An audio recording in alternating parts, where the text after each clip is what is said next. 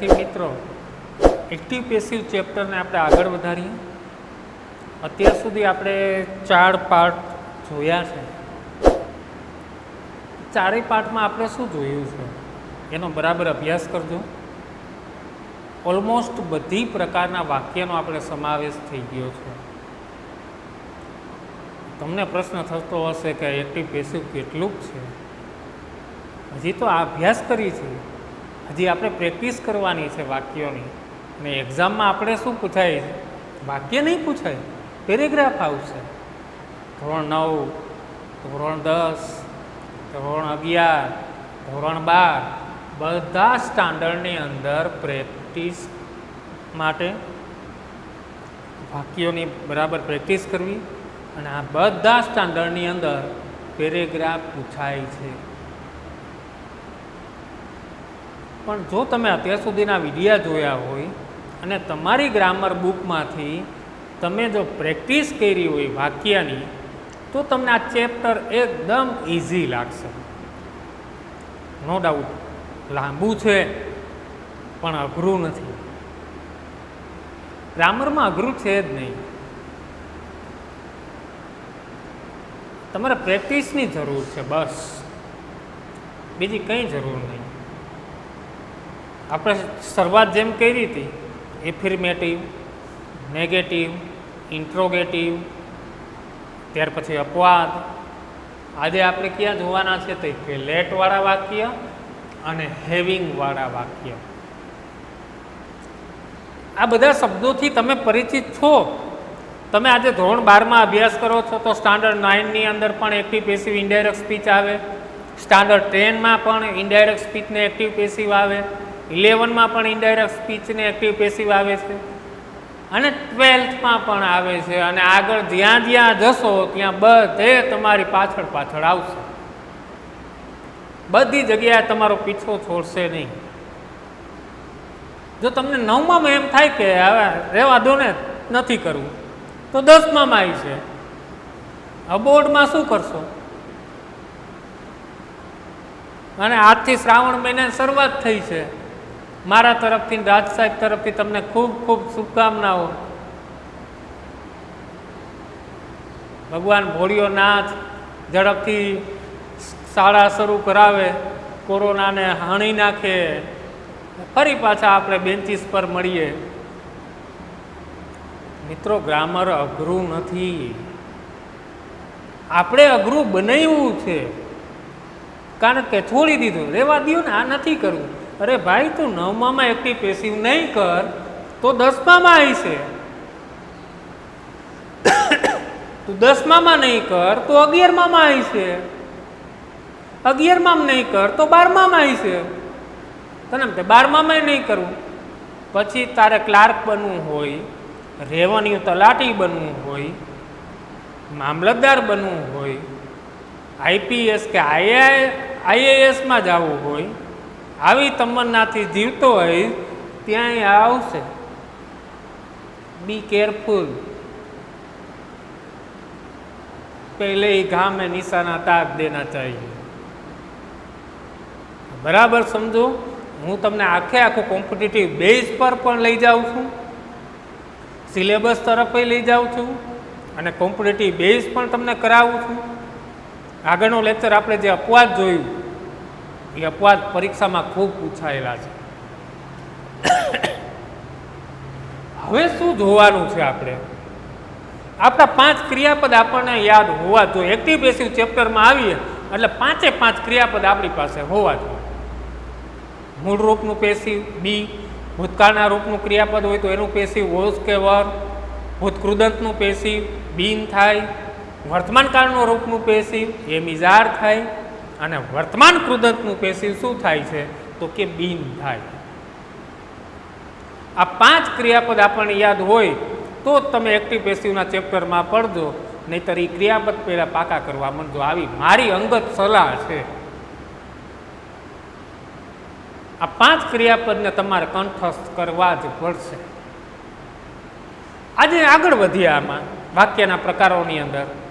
આપણે અત્યાર સુધી એફિર્મેટિવ હકાર વાક્ય, નેગેટિવ નકાર વાક્ય, ઇન્ટ્રોગેટિવ બંને પ્રકારના, નોન WH, WH, ત્યાર પછી ઇમ્પેરેટિવ આજ્ઞાર્થ, 5 પ્રકારના વાક્ય અને એક અપવાદ, આટલું જોયું. આજે આપણે વાક્યમાં છઠ્ઠો પ્રકાર એટલે કે લેટવાળા વાક્ય. તમે ઇનડાયરેક્ટ સ્પીચની અંદર આ શબ્દને બરાબર સારી રીતે જાણ્યો હશે. લેટવાળા વાક્ય આપણે 2 પ્રકારના વાક્ય ઇનડાયરેક્ટ સ્પીચમાં ભણીએ છીએ. રજા કે પરવાનગી માગતા વાક્યો, સૂચન કે દરખાસ્ત માગતા વાક્ય ઇનડાયરેક્ટ સ્પીચમાં ભણીએ છીએ. એ ટોપિક આપણે ચલાવવાનો બાકી છે યુટ્યુબની અંદર. તો લેટવાળા વાક્યનું પેશીમાં કેવી રીતે રૂપાંતર થાય તમને આઈડિયા આવી ગયા હશે. 2 એરો છે એટલે 2 રીતે થાય. બરાબર, સાચી વાત છે, 2 રીતે થાય. પણ કેવી રીતે થાય? જો let us finish the task tonight, કે ચાલો આજે રાત્રે કાર્ય પૂરું કરી દઈએ. આ વાક્યનું આપણે પેસિવ કરવું હોય તો પેસિવ કેવી રીતે થાય? તો સૌથી પહેલાં આપણે લેટનું લેટ મૂકી દઈએ. એક રીત આવી છે, લેટનું લેટ. પછી કર્મ ગોતવાનું છે. કર્મ ક્યાં છે? તો કે ક્રિયાપદ પછી કર્મ એટલે શું છે? The task. ઘણા એવું વિચારતા કે ટુ નાઇટ થોડું કર્મ છે યાર. શું ફિનિશ કરવાની વાત છે? ટાસ્ક, કાર્ય ફિનિશ કરવાનું. શુંથી પ્રશ્ન પૂછો એટલે તમને કર્મ મળી જાય તરત જ. જેવું આવે આછું પાતળું ગુજરાતી કરવાનું, ફિનિશ પૂરું કરવાની વાત છે. શું પૂરું કરવું? તો કે કાર્ય. એટલે તરત જ કર્મ મળી ગયો આપણને. ટુ નાઇટ નથી, ઘણા ટુ નાઇટ કહે છે. તો વાક્યની શરૂઆત ક્યાંથી? લેટથી. અને ત્યાર પછી શું આવશે? તો કે કર્મ આપણું શું છે? The task. અને પછી બી નામનો શબ્દ આવશે. શું આવશે? બી. અને બી આવે એટલે તમે સારી રીતે જાણો છો શું આવશે? ક્રિયાપદ આવશે, ભૂતકૃદાંત. તો ભૂતકૃદાંત શું છે? ફિનિશ. એનું શું થશે? તો કે ફિનિશ્ડ બાય અસ છે જ. વધારાનો શબ્દ મૂકી દો ટુ નાઇટ. કેટલી વસ્તુ મિત્રો યાદ રાખવાની? તો કે સૌથી પહેલાં સ્ટાર્ટ ક્યાંથી? લેટથી. પછી કેનું સ્થાન છે? કર્મનું સ્થાન છે. પણ કયો શબ્દ ભૂલાવો જોઈએ નહીં? બી. અને બી પછી તો ક્રિયાપદનું ભૂતકૃદાંત જ આવે છે અને બાય દ્વારા જોડાઈ જશે. બીજી રીત એમ કહે છે, જો બીજી રીતની અંદર વાક્યની શરૂઆત જ આવી રીતે થશે. It is suggested that. લેટવાળા વાક્ય તમે જુઓ અને એનું પેસિવ કરવાનું થાય એટલે આખું મૂકી દેવાનું. It is suggested that. ત્યાર પછી કરતા અસ, તો એનું કરતા શું થાય? વી શુડ ફિનિશ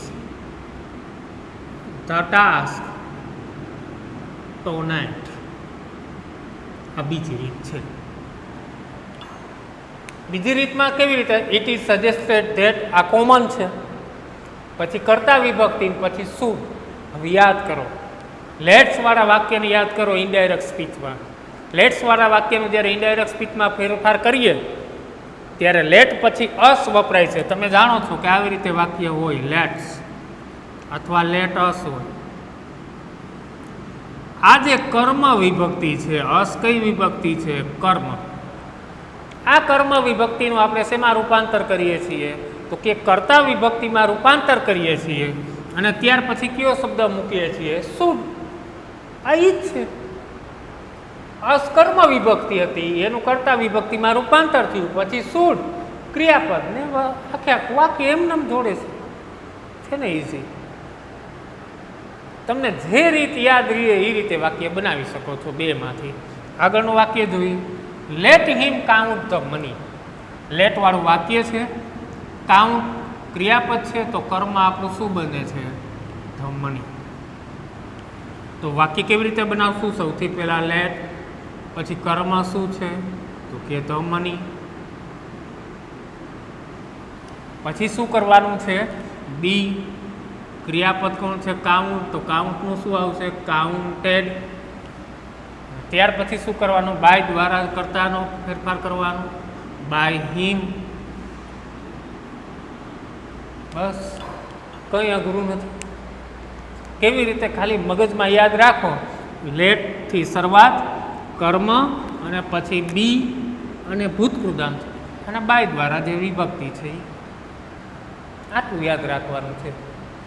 બીજી રીત મુજબ આ વાક્ય બનાવીએ. કેવી રીતે? પહેલાં શું કરવાનું છે? ઇટ ઇઝ સજેસ્ટેડ ધેટ, આટલું તો મૂકી જ દેવાનું છે. પછી શું કરવાનું છે? તો કે કર્તા વિભક્તિ બનાવવાની છે. હિમ છે તો એની શું થાય? તો કે he should count the money. નીચે લખું છું. બીજી રીત મારા અંદાજે તમને કદાચ ઇઝી લાગતી હશે, કારણ કે ઇટ ઇઝ સજેસ્ટેડ ધેટ એ તો કોમન છે. ત્યાર પછી કર્તા વિભક્તિ શુડ અને બાકીનું ક્રિયાપદ કરવું. તમને જે કે રીત યાદ રહે એ રીત મુજબ તમે વાક્ય બનાવી શકો છો. ત્રીજું વાક્ય જોઈએ. Let us play together. હજુ એક જ એરો લખ્યો છે. આ વાક્યને આપણે લખવું હોય, ઇટ ઇઝ સજેસ્ટેડ ધેટથી આપણે વાક્ય બનાવવું છે. It is suggested that.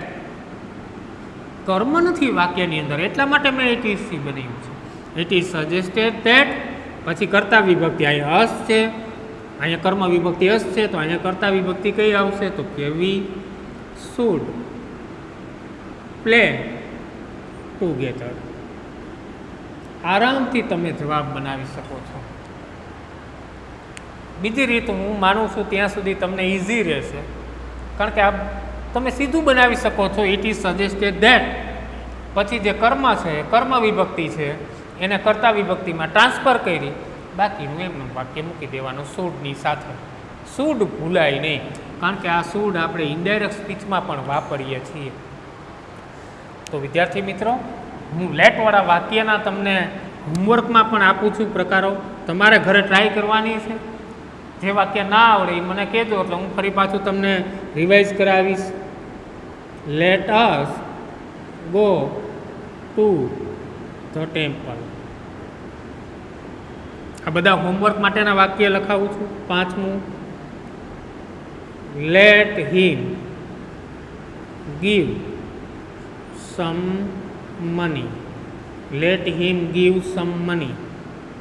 છઠ્ઠું વાક્ય, let us go to the school. વિચારજો વાક્યની અંદર થોડુંક. સાતમું કે late it rain.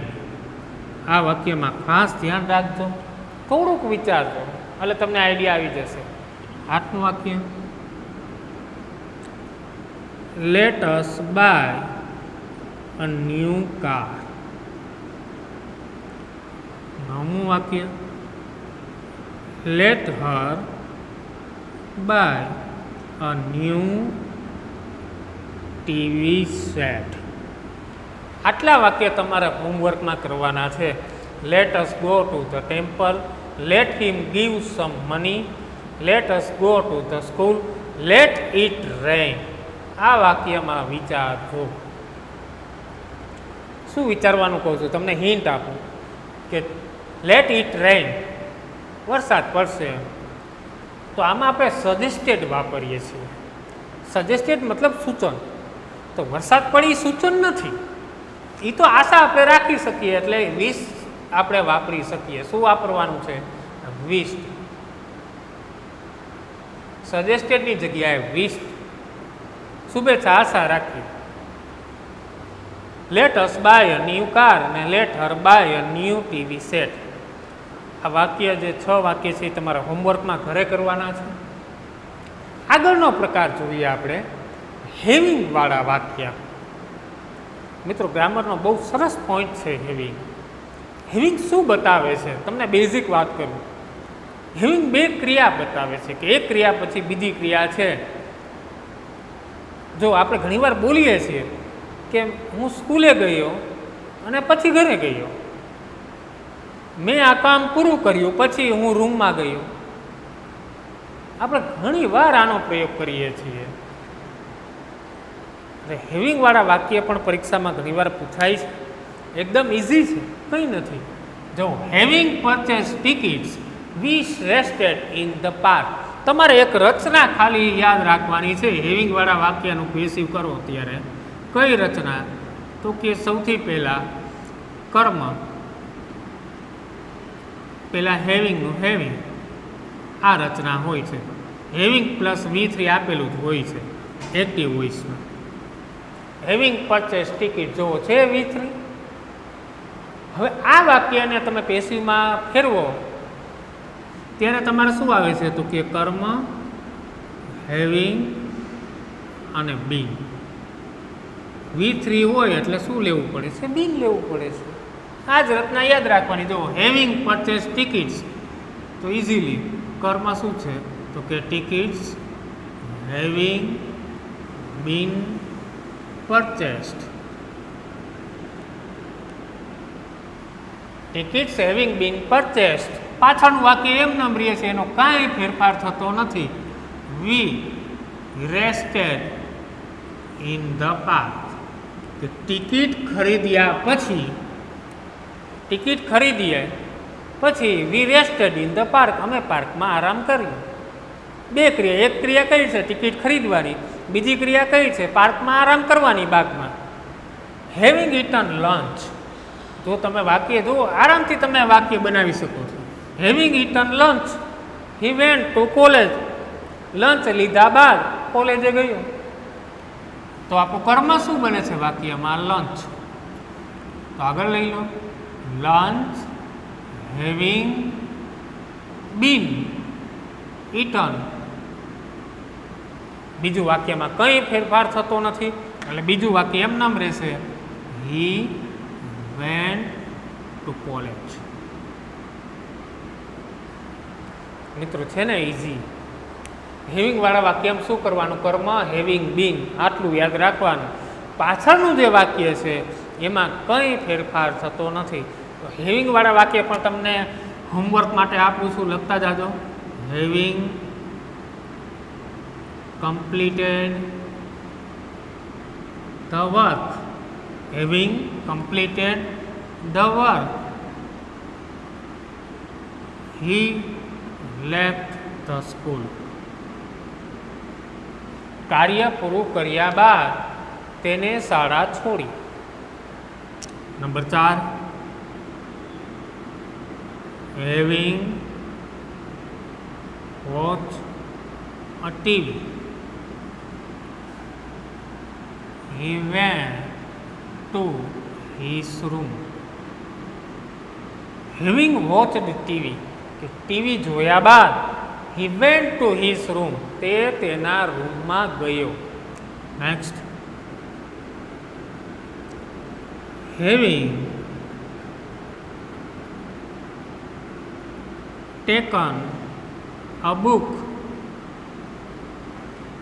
he started reading. Having taken book લીધા બાદ he started reading, તેને વાંચવાનું શરૂ કર્યું. તો મિત્રો આ 3 વાક્ય તમારા હોમવર્કમાં છે. ખાસ વાક્યના પ્રકારોમાં લેટવાળું વાક્ય 2 રીતે બને છે. લેટથી બને છે, ઇટ ઇઝ સજેસ્ટેડ તેટથી બી બને છે. આપને જે યાદ રહે એ રીત યાદ રાખજો. હેવિંગની રચના છે. હેવિંગની રચનામાં કંઈ નથી, કર્મ, હેવિંગ, બીન, આટલું યાદ રાખવાનું છે. હેવિંગના 3 વાક્ય અને લેટવાળાના 6 સેન્ટેન્સ છે. હોમવર્કમાં તમને આપ્યા છે. આશા રાખું છું આપ વાક્યનો બરાબર આન્સર લખજો. ન સમજાય તો જણાવજો, કોમેન્ટની અંદર જણાવજો. વિડીયોને ધ્યાનથી જોજો, પછી લાઈક કરવાનું ભૂલતા નહીં, શેર કરજો અને ખાસ સબસ્ક્રાઈબ કરજો. Thank you.